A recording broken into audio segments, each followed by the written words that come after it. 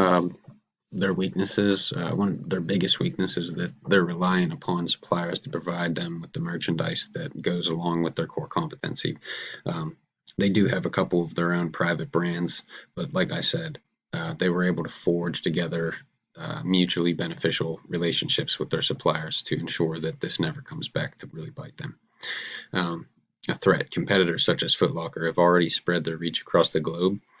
Um, this is a big threat because if Dick's ever wants to expand globally, they're going to have to already compete with, like I said, that big competitor. There's Foot Locker. There are others as well that have already gained a foothold in that market share across the world. Touching on their supply chain and their strategy, their transparency in their supply chain creates value for the customer by allowing them to know exactly when and how they're going to receive their package. Um, this led to an increase in sales, especially aided during the pandemic. It allowed customers to feel confident that they could get exactly what they wanted by ordering with Dick's. Dick's has 5 distribution centers located across the country that aid in shipping.